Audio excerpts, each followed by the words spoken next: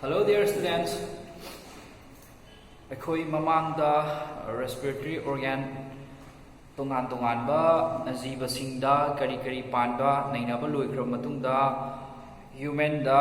ꯀꯃꯥꯏꯅ ꯇꯧꯗꯅ respiratory systemꯁꯤ ꯂꯩ ꯀꯔꯤ ꯌꯥꯎꯏ ꯍꯥꯏꯗꯅ ꯅꯩꯅꯕ ꯍꯧꯔꯝꯃꯕꯅꯤꯀꯣ. ꯑꯗꯨꯅ ꯑꯌꯥꯝꯕ ꯃꯈꯣꯏꯒꯤ ꯂꯥꯛꯀꯗꯧꯕ respiratory gases na lakadaba lambi haibadi oxygen na changkadaba lambi ekoi nainaba horamme ekoi na nainakibdagidaba nose gi changakpaga mouth gi changakpaga common passage laibana maram oirakanda chak to chariba food to windpipe ta changkibasu yai changdanaba epiglottis yawi haidana haiki ko epiglottis important oi aduga kaidoba haiba amatu oirba pharynx se ona thangdadi ani thungna kaithagi amana windpipe ni amana food pipe ni haikre adugi windpipe ni koina makha chatharapado ko aduna windpipe trachea harga khangnaba asigi windpipe se fifth thoracic vertebrae haibadi thoracic vertebrae ki manga suba saruda ko yang saru si koina saru se maming ahum thona thole ko khwai ihana basina cervical vertebrae mayai gi thaba ki saru sina thoracic vertebrae and khwang gi saru sina lumbar vertebrae haiduna tholi ko yawu gi mona ahan gi 7 yawe mathangi 12 yawe and last ki lumbar vertebrae da 5 shumna makhoi hingsina vertebral column ko sabani ko aduna haibasi maming se manjilo ekoina C1 C2 C3 C4 C5 paina C6 C7 ene thol ko aduga thoracic vertebrae de T1 T2 T3 haidana tholi adugi T5 ki mapa ko T5 की मपा दुदा नंगी vertebrae trachea से खाइदोरकदोइनेबा अनि थोकना को तुना हयें सरुदो यंगे सरु यादबा खोतबा तौबा कांदा x-ray लौरो काइने doctor न लो कांदा नंगी T3 T4 अनि की कारक से असिदा फरक तारेने और नंगी कनो से C2 से यात्रे काय ngak nungaite ga yengode mai hairakadoi adu kaino khangani ko tu di maron do T5 ta kaithare ko haiwa T5 ta kaithari ba trachea se macha ni tu kaithare dana asibu ikoina primary bronchi har khangnai primary bronchi adu itar ni thoracic vertebrae bu thalagi ko khangkrabani na aduna ikoina kaithari ba ani si bu ikoina kari hairi khangnai haikanda primary bronchi hairaga khangnai hairo primary bronchi sisu mamangi class aikoina nainakibada cartilage ring na yomaga yawi haibado atu ma su yawani ko kari maramgi masu collapse tabe yade collapse tabe yade oxygen purakadaba pipe oibanina collapse tabe yade ko cartilage की ring यावगनी अदुगा कइदौबा primary bronchi से secondary bronchi दा काइथगरे को and secondary से कइदौबा tertiary bronchi दा काइथगरे हाइबदी सुम पिथगरने याबा tertiary bronchi से मु काइथगरनी काइथबयाबा काइथरकांदा pick अबा यामना पिक अबा काइथररोइदबा स्टेज तुबो कोइना ब्रोंक्यूल्स हायरगा खंगनै को अदुना काइथबयाबा काइथरगा यामना पिक अबा पाइलमचा स्टेज यामना पिक अबदो अदुबो Koyna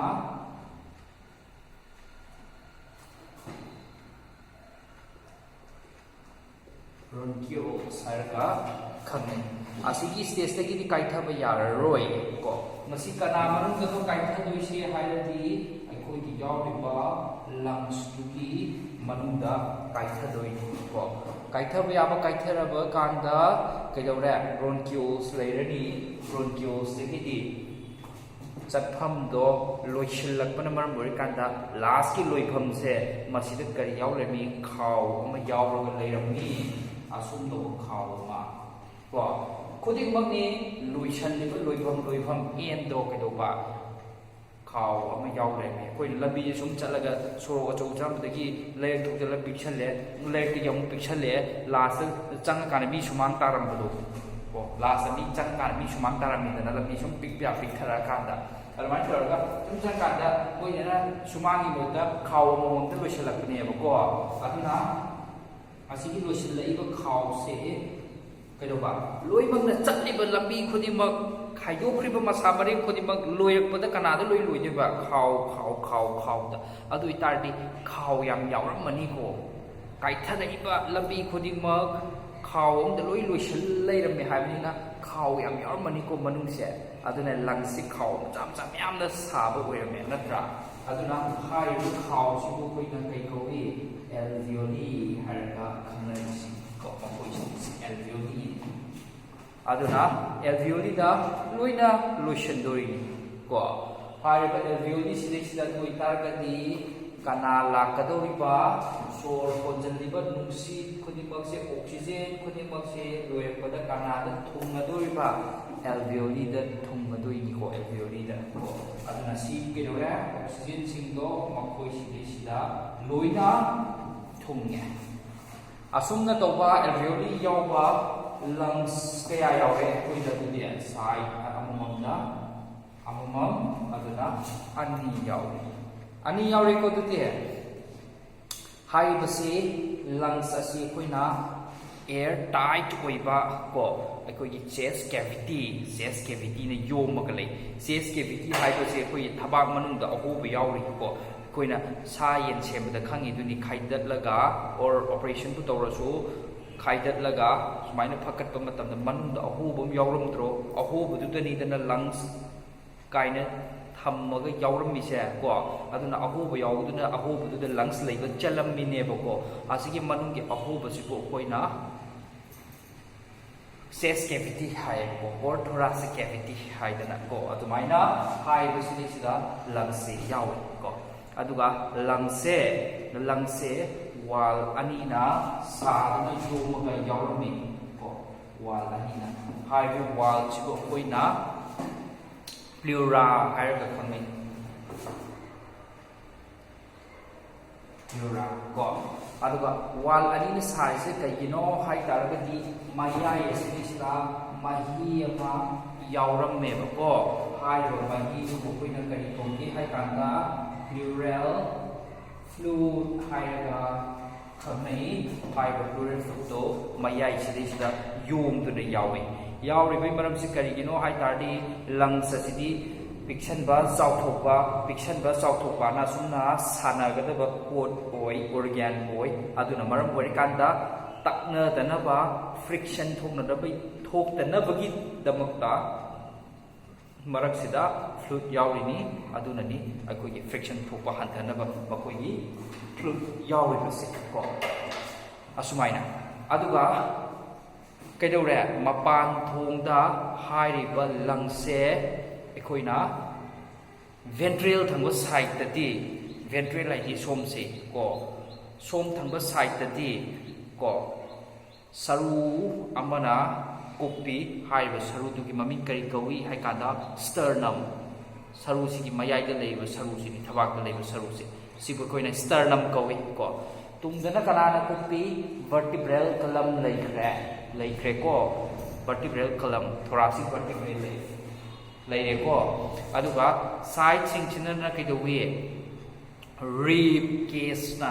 yomchillaga yawi aduna yamna well protected oina yawbase koina thengnei ko sumna yawi lower thangba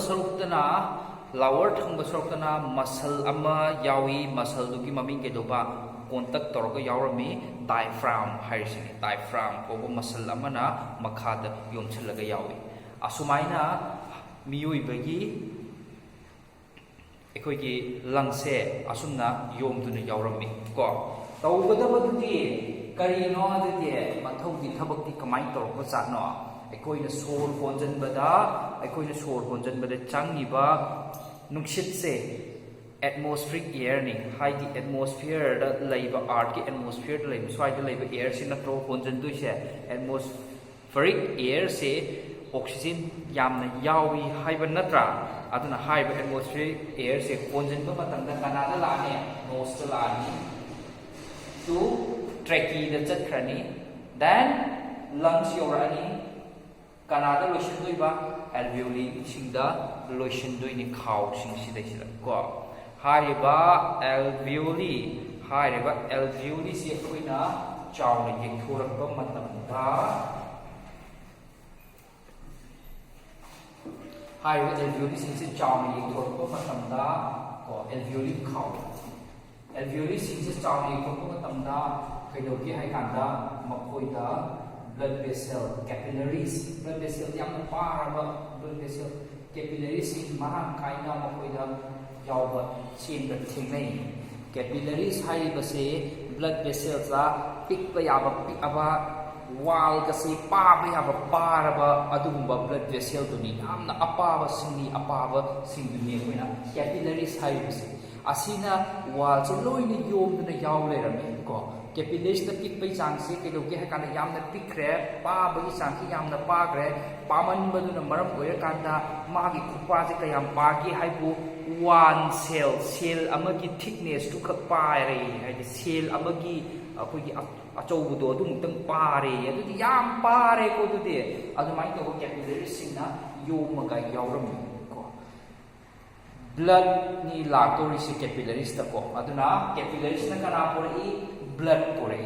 porakaduriba blood tuti kadai dagi no adudi porakaduriba blood tuti hakchang gi part mayam dagi puraga lungs da chenchal lakadoini aduna maram oira kana ma oxygen di pora aroi oxygen di hakchang gi part singa loina low howrabani na oxygen di laisal lakre loisan gre loina low howre aduna loiraga lakbana maram oira kanda hakchang gi part sing dagi oina carbon dioxide kum puraga lae oxygen di loi lahore hakchang gi part sing na aduna carbon dioxide oina puraga dum lae aduga chensil lakbani lungs ta chensil lakbani aduna maram ori kanda kaidowi haiba capillaries haiba sing blood vessels sida yawgada blood to di kanano hai kanda haiba blood to di yawgada di carbon dioxide si maram kaina yawi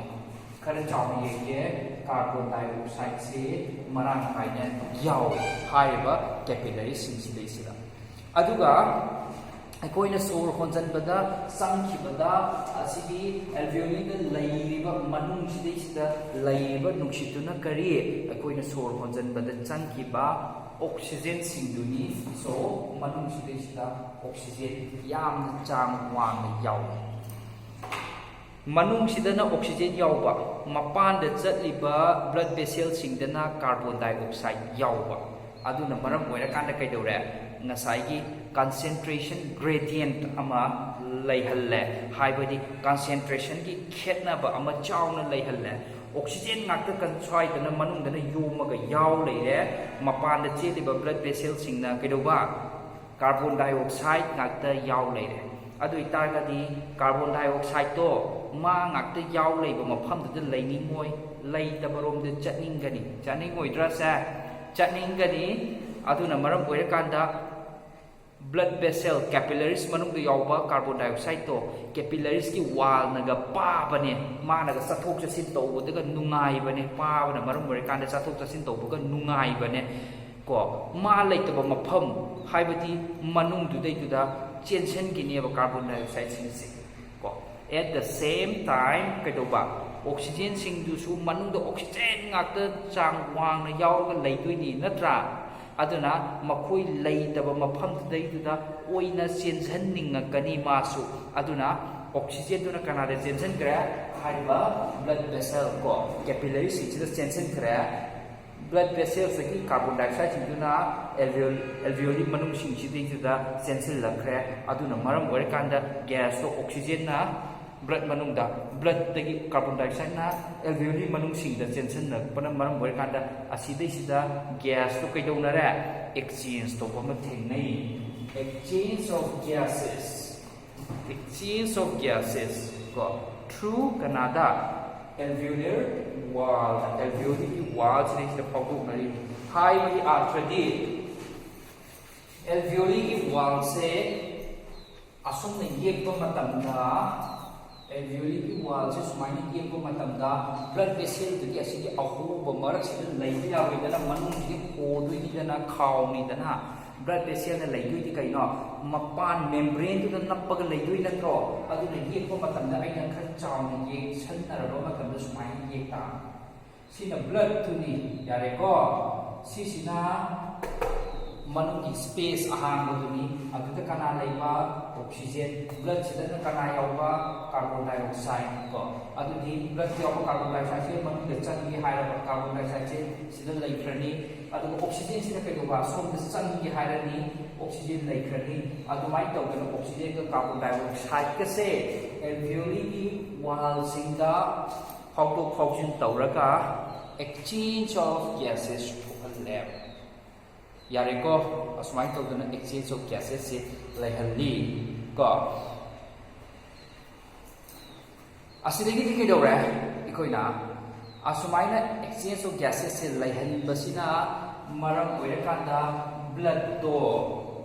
to makhoi dagi sakhibadi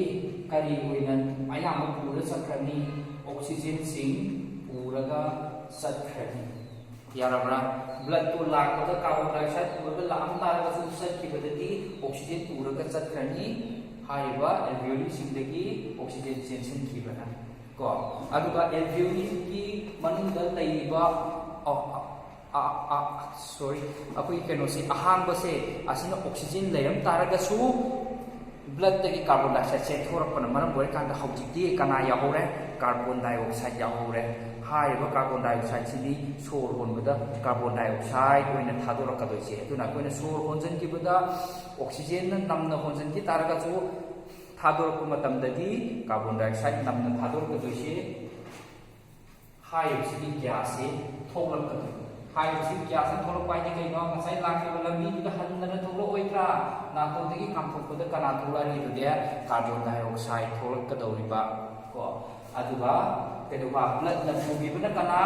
oxygen puraga chattoriba blood tu ti kedok no made koi chatpa natra sin thungnaba body part sin thungnaba chatpa natra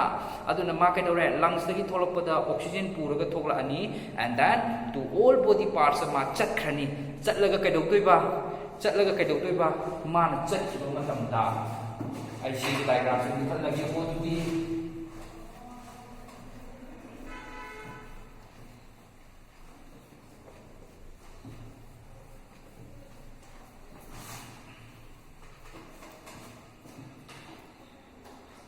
chatkiba matamda madi kana da chatkadoino oxygen puraga laka blood tikrai chatkadoino hairagadi to all body parts sing da chatkadorini body parts sing da kana leiramgani tuti cell sing leirammoitra saida cells kampu leirame cell sing leirame mana kari puraga la oxygen puraga la ko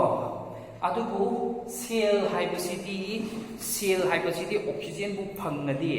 ma nahan kana yawhawi magi manungda glucose yawduna laikibani ko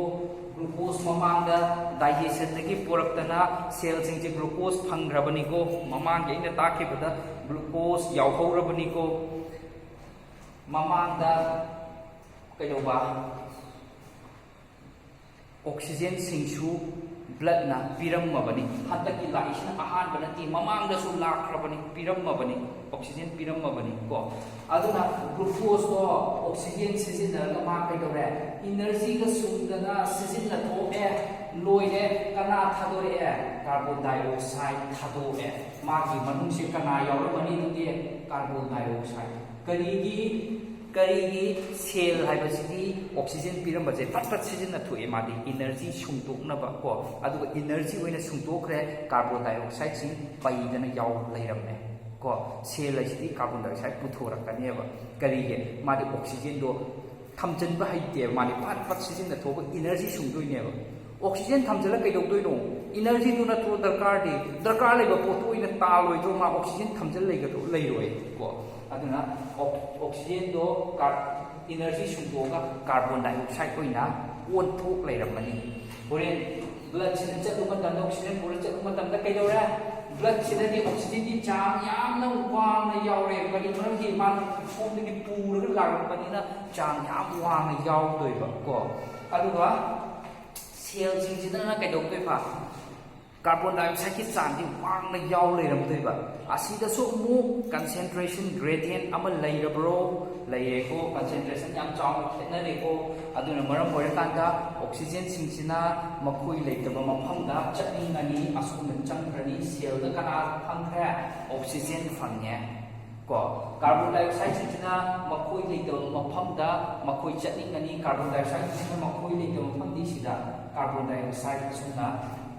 blood da changkrani asumai ne pirum ga lakma matam da di thoklakpa matam da di ma kaiyorani carbon dioxide sing puda laani oxygen singna cell da piramani asida su exchange of gases sama laibro laiko asida su exchange of gases sama laiko asumna lai ko adu gom ka do ba blood da sidi cn to sumle lepote blood ki khongtel sidi cn to sumle lepote natra adu namu cn la kuni amu mapok te hawra do natra aduna asmai tawdana respiration se to ini haibako aduna respiration da thokpa steps ne koi gi like to su yawdo ko steps involved in respiration haibado adaiduda koi na kari thokpa thengnai haimata da khwai first da respiration da thokpa se breathing respiration ki part amani haidana breathing se aduna number 1 breathing thoktoini breathing sibu akoina pulmonary ventilation hairaga su khangnai pulmonary haiti lungs ki oi ba haibani ko ventilation haiti nungsit nungsa fauna han ba changhan ba haibani ko ako yum da ventilator palati du nungsit changhan bam oidro or thokhan ki bu oidro adu mai tawdana akoi ki lungs ki oi ba ko haiba pulmonary ventilation haiti nungsit nungsa sida changthok chingchin tawhan doi natro adu di kai ka tara pulmonary ventilation haibase respiration ga breathing ga amata natra mani breathing ngai chu shor konjen ba kontok pa haiba adegi pulmonary ventilation ai chu nungsit nungsa changthohan ba thuhan ba to boduni atuna kedora pulmonary ventilation ga breathing ga amata ni adu first step ta du ko asida tawbi shi kai no hai tar ga di koina atmospheric air nungsit ta leiba air is drawn in chingchin doiba natra and carbon dioxide sina kaidok ba release out thadok toini step 1 second suba step ta kaina diffusion of gases kana gas da oxygen and carbon dioxide and karai to goda pano high target across alveolar membrane da thokadaba diffusion of gases carbon dioxide to blood ta hilaki banatra kari marami no blood ta na hen na yawbagi yawdo mafam da chatning ba adu bunatro diffusion haisa and oxygen to su karai da hilakano alveoli manudi lakani blood ta se chalai blood ta oxygen yam yawdabagi aduna diffusion of gases kana carbon dioxide and oxygen as we diffusion diffusion ko asmai toroga thokhalle kanada alveolar membrane sin phau ga chathok chasin koi tawhalle yai ko third chugda kaino transport of blood to transport to doiba blood to transport to doiba transport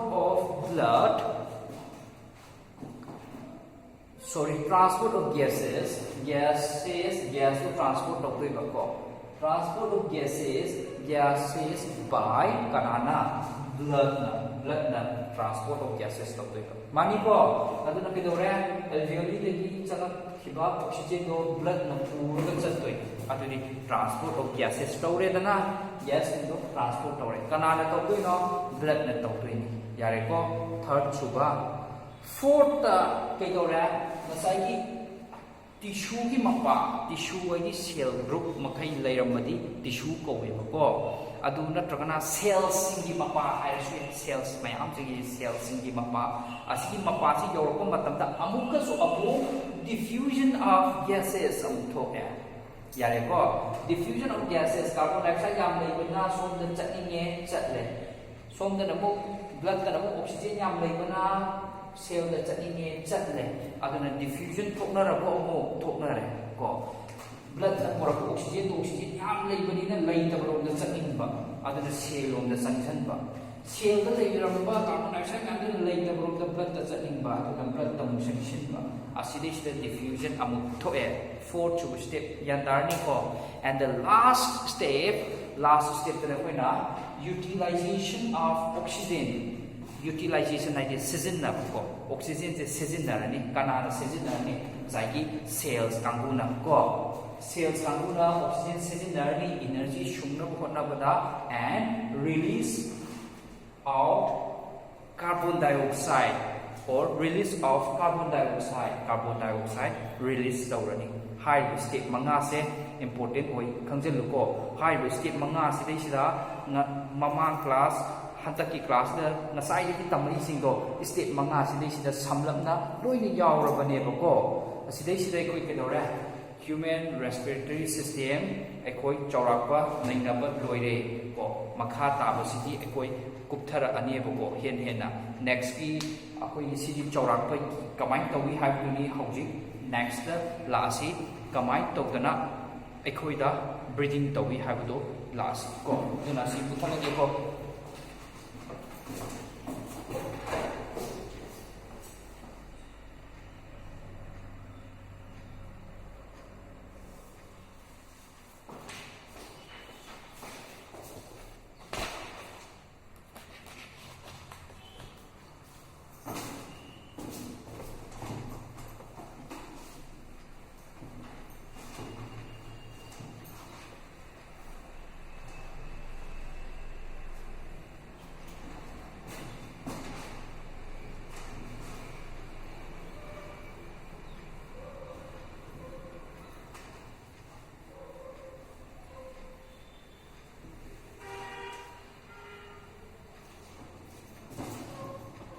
The next topic we have is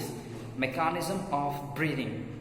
Breathing the kamai tawi breathing the tawriba akoi mechanism se mangon da tawriba thabak sanariba lila se kamai tawbano haibaduni koina yengdusi. So mechanism of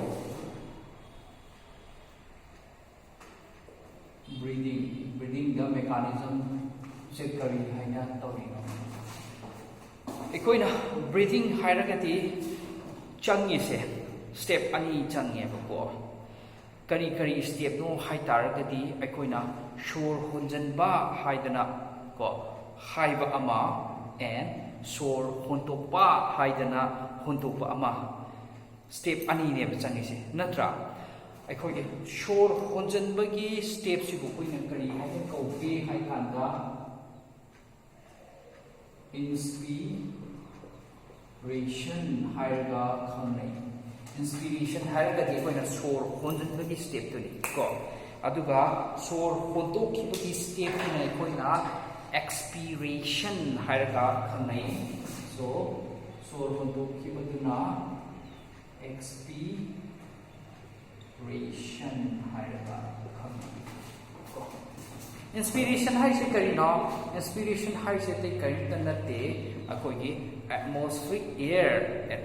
da leiba air se drawn in toxin ba chingshin badubuni ekoina inspiration hai se ko expiration hai sina kari expiration hai sina akogi lungs manungda alveoli manungda yauriba gas singdo ko ꯑꯗꯨꯒꯤ ꯑꯦꯜꯚꯤꯑꯣꯂꯤ ꯃꯅꯨꯡꯗ ꯌꯥꯎꯕ ꯒ꯭ꯌꯥꯁꯁꯤꯡꯗꯣ ꯑꯁꯤꯁꯦ ꯑꯩꯈꯣꯏꯅ release ꯇꯧꯊꯣꯔꯛꯄ ꯍꯥꯏꯕꯅꯤ ꯀꯣ from ꯂꯪꯁꯇꯒꯤ ꯀꯅꯥꯗ two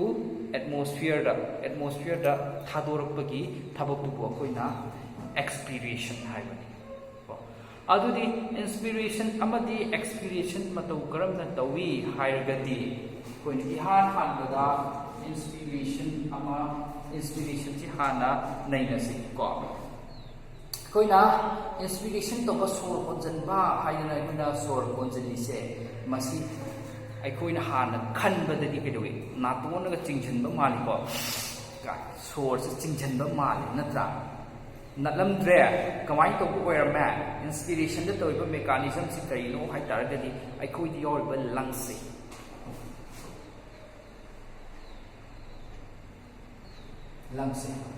ꯀꯅꯥꯅ ꯀꯨꯞꯄꯝꯃꯤ ꯔꯤꯐꯅ ꯀꯨꯞꯄꯦꯅ ꯑꯩꯈꯣꯏꯅ ꯉꯁꯥꯏ ꯍꯥꯏꯈꯤ ꯔꯤꯞꯁꯤꯡꯅ ꯀꯨꯞꯄꯤ ꯀꯣ ꯁꯥꯏꯗꯇꯒꯤ ꯔꯤꯞꯁꯤꯡ ꯂꯥꯛꯑꯒ ꯀꯨꯞꯄꯤ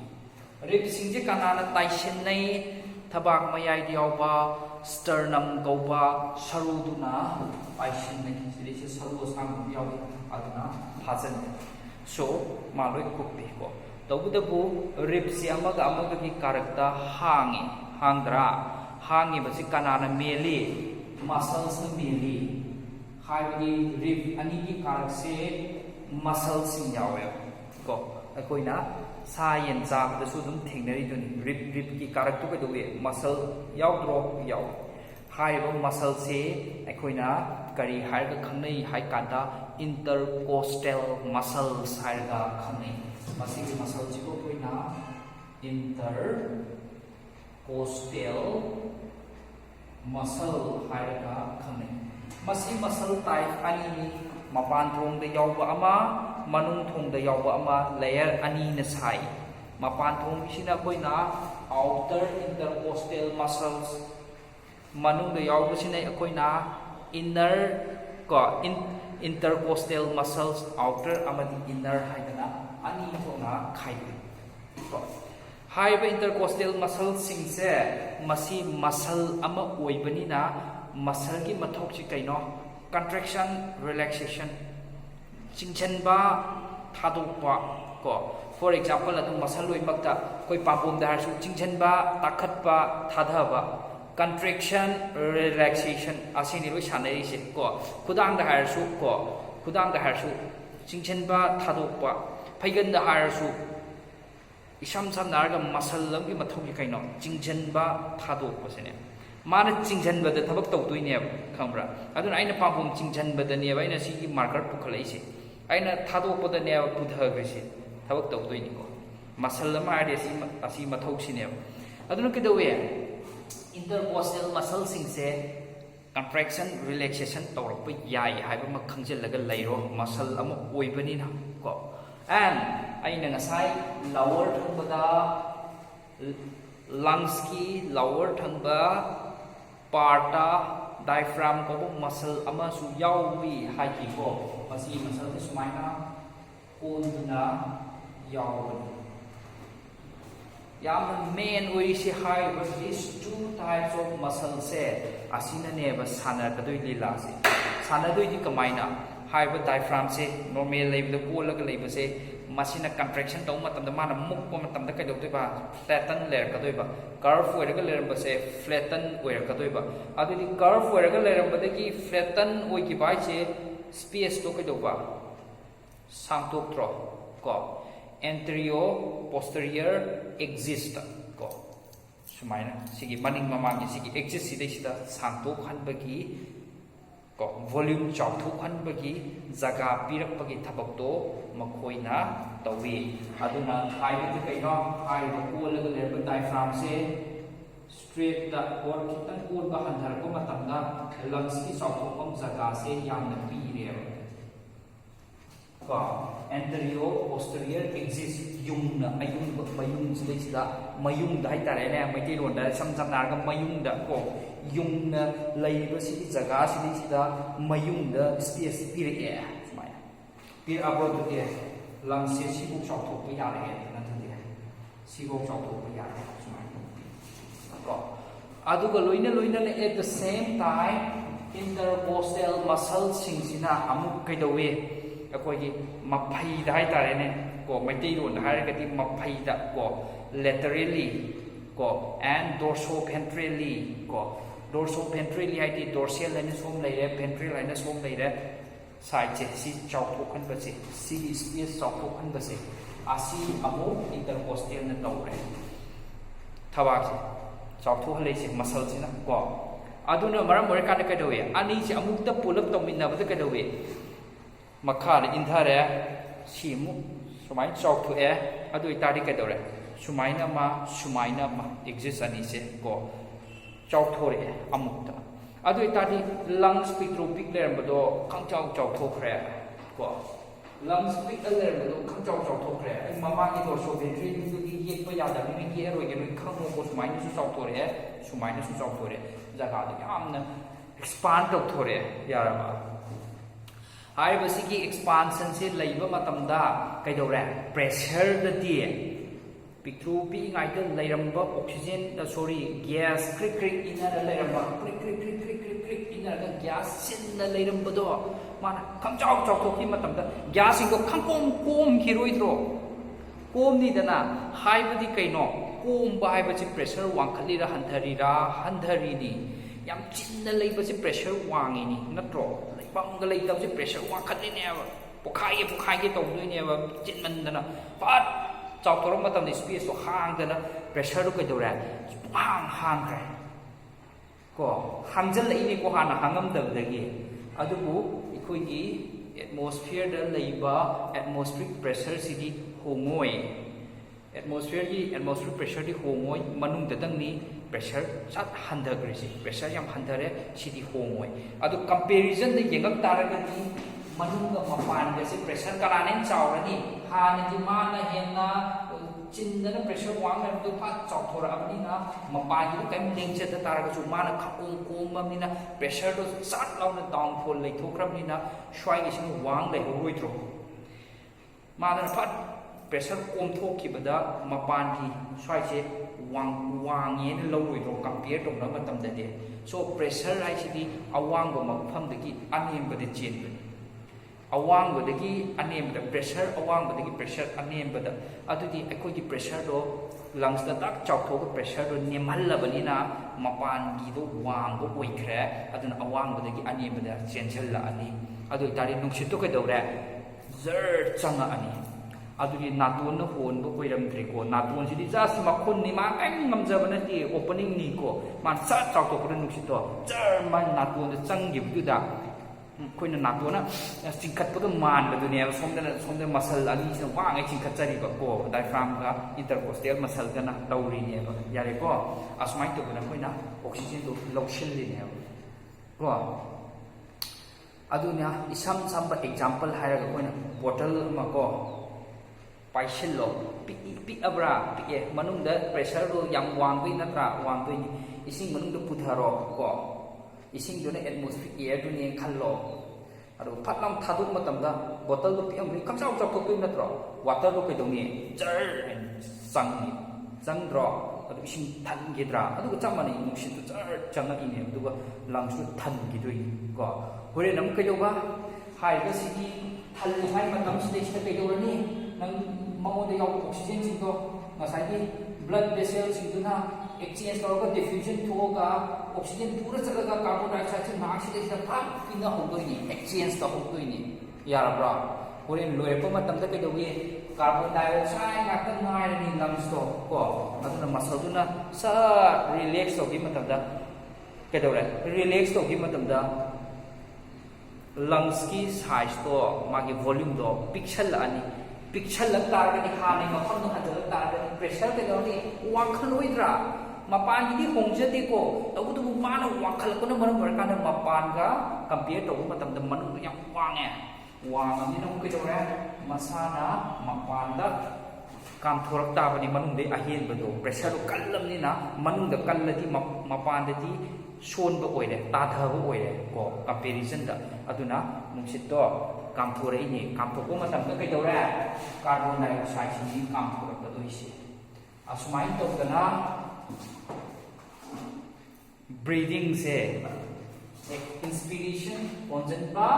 ꯑꯦꯛꯁꯄꯤꯔꯦꯁꯟ ꯀꯥꯟꯊꯣꯛꯄ ꯍꯥꯏꯗꯅ ꯁ꯭ꯇꯦꯞ ꯑꯅꯤꯁꯤ ꯇꯧꯔꯤꯅꯦꯕꯀꯣ, ꯃꯦꯀꯥꯅꯤꯖꯝꯗꯨꯅꯦꯕ ꯍꯥꯏꯔꯤꯁꯦ. ꯀꯅꯥꯅ ꯇꯧꯕ ꯑꯣꯏꯔꯝꯃꯦ? ꯃꯁꯜꯁꯤꯡꯅ ꯇꯧꯕ ꯑꯣꯏꯔꯝꯃꯦ ꯀꯣ, ꯑꯁꯨꯃꯥꯏꯅ ꯂꯩ.